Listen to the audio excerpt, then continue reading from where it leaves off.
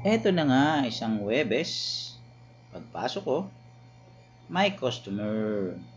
Regular customer ko siya, bumalik. Igawa ko raw siya ng all white roses pang table bouquet.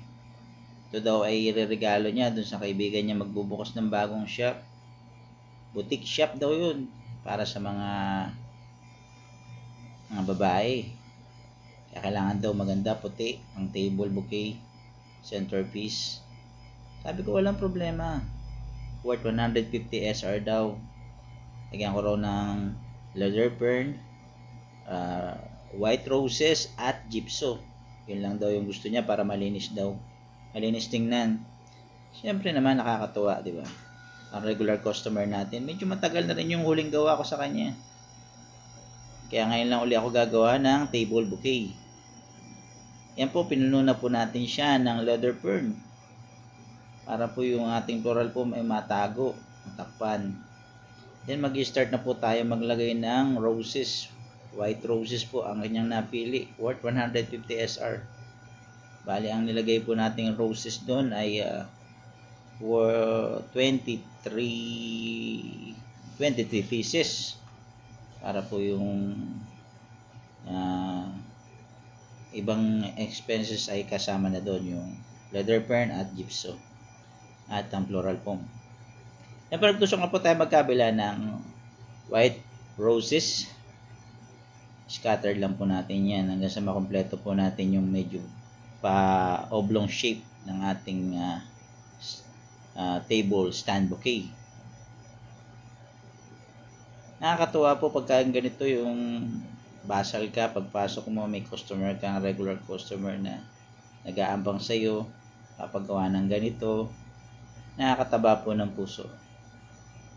Hindi ko naman po hinahangad yung magkaroon ng rito, yung bigay-bigay tip.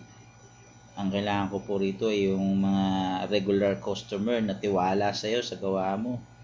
Tiwala na hindi mo titipirin at ibibigay mo yung good para sa gagawin mong bouquet. Yan po, natapos na po natin ilagay ating white roses. Ilalagyan mo po natin siya ng gypso. Lahat po ng mga espasyo ilalagyan natin ng gypso para magmukha pong classic at elegante yung ating table stand bouquet. At ang ating customer ay nag-aabang na at dadalhin daw niya to. Alam niyo naman po mga customer, laging nag-aapura.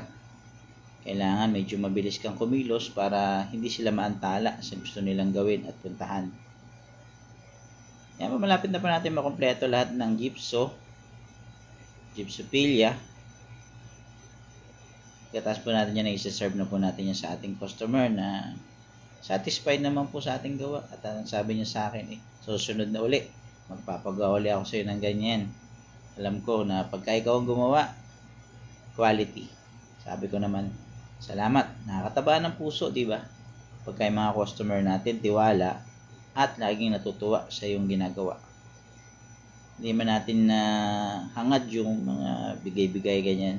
Ang hangad natin is yung tiwala ng ating mga customer para sila laging bumabalik, nagpapagawa sa iyo. Suki na ba? Masarap pagka may mga suki kang customer na mababait at laging nakasuporta sa iyong trabaho, laging nagpapagawa sa iyo, hindi na lumilipad sa iba, masaya na sila sa mga design or mga art na ginagawa mo para sa kanila. Ayan po, maraming salamat.